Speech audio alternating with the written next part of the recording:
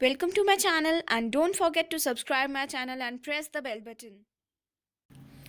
नमस्कार, मैं एस्ट्रो शालिनी आज आप सबका स्वागत करती हूँ। आज हम बात करेंगे धनतेरस की। धनतेरस पे क्या ऐसे उपाय किए जाएं जो कि हमें रोग से मुक्ति मिले, हमें धन की प्राप्ति हो, सुख समृद्धि की प्राप्ति हो और जितनी भी हमारी रोज़मर्रा की मुश्किलें हैं जो कि हम फेस करते रहते हैं वो हमसे दूर हो जाए, प्रॉब्लम्स हमसे दूर हो जाए।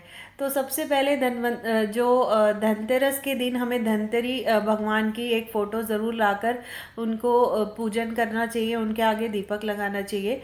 वैसे तो इस दिन जो है धनतेरस के दिन हमें धन्वंतरी भगवान जी की, कुबेर जी की, लक्ष्मी गणेश जी के साथ पूजा करनी ही चाहिए और साथ ही में घर में 13 दीपक लगाने चाहिए। सरसों के तेल के दीपक ही जलाए जाते हैं धनतेरस पे और एक बड़ा दीपक जो कि हम दक्षिण दिशा में यम के लिए जलाते हैं धनतेरस पे। और कुछ ऐसा सामान रहता है जो कि हमें लाना चाहिए अपने घर पे, जैसे कि जो एक जोड़ा झाड़ू का और धनिया और साथ में कपूर, अगर चावल ला सके तो वो भी। और इसमें हम खरीदारी करते हैं, सोने चांदी का सामान हम खरीद के लाते हैं।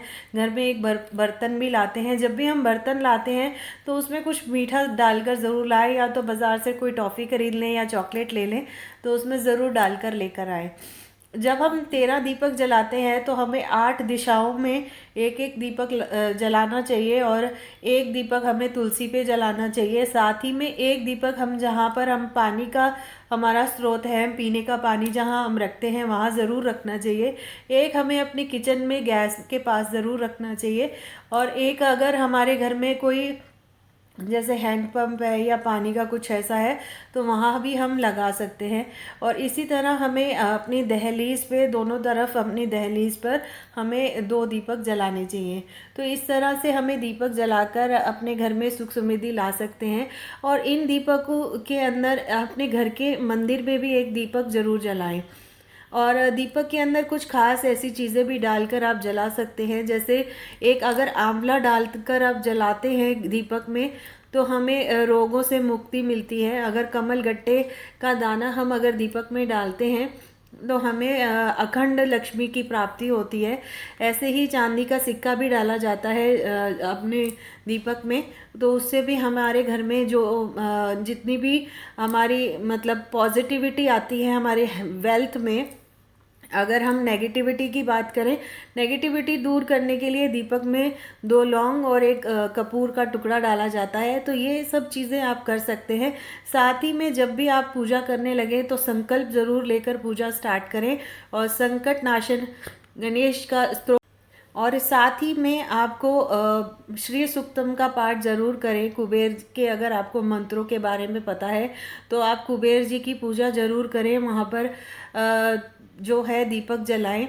और इसी तरह हम धनतेरस पे पूजा कर सकते हैं। जो धनिया हम लेकर आएंगे मार्केट से, उसे हम अपने घर के मंदिर में 3 दिन 5 दिन के लिए रखते हैं और फिर उसे हम अपने गमलों में डालते हैं और उसको उगाते हैं। अगर वो उग जाता है तो हमारे घर में बहुत प्रॉस्पेरिटी रहती है। तो साल भर हम इसे चेक कर सकते हैं कि हमारा ये नया साल कैसे जाना वाला है, मतलब दिवाली से दिवाली तक हम कैसा हमारा जीवन पैसों के मामले में गुजरने वाला है। तो धनिया जो होता है वो जब हम पूजा के समय अपने आराध्य के सामने रखते हैं, और वैसे तो दिवाली का जो त्यौहार है वो 5 दिनों का है। अगर आप अखंड ज्योत इन 5 दिनों तक अपने घर में जलाते हैं तब भी आपके घर सुख समृद्धि और रोग मुक्ति होती है। इस तरह के उपाय छोटे छोटे आप कर सकते हैं। इन दिनों में पूजा का महत्व बहुत ज़्यादा रहता है। आप अगर किसी मंत्रों का उच्चारण करें तो आपको काफ़ी अच्छा लाभ मिलता है। स्नान का भी बहुत महत्व रहता है। अगर आप ब्रह्म मुहूर्त में स्नान करते हैं तो भी आपको बहुत ज़्यादा इससे सुख और समृद्धि प्राप्ति होती है। स्नान के साथ मंत्र का आपको मैंने बता ही दिया। साथ ही में दीपक का बहुत ही महत्व है। अगर आप जैसे अखंड ज्योत अपने घर में जलाएंगे ही, मगर अपने दहलीज पर, अपने तुलसी पर, घर की तुलसी के ऊपर और घर की जो हमारी किचन रहती है उसमें भी हमें दीपक जलाना चाहिए। जहाँ हम पानी या सिंक रख है हमारा उसके आसपास भी हम जला सकते हैं। तो इसी तरह के छोटे छोटे उपाय करके आप पूजा कर सकते हैं।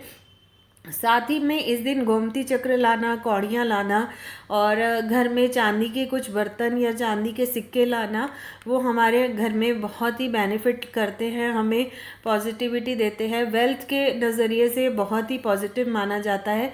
साथ ही में धनतेरस के दिन आप चावल को पीसकर उसमें हल्दी मिलाकर और साथ में नाग केसर थोड़ा सा डालकर आप उससे स्वास्तिक बनाएं अपने घर के मेन डोर पर, और जहाँ पर आपको दिवाली की पूजा करनी है आप वहाँ पर भी वैसा स्वास्तिक बना सकते हैं।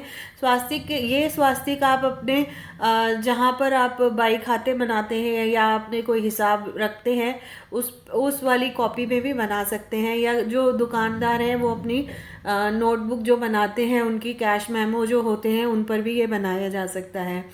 इस तरह से आपके जो घर की तिजोरी या ड्रॉर आपने बना रखा है जहाँ आप पैसे रखते हैं वहाँ पर भी ये स्वास्तिक बनाया जा सकता है।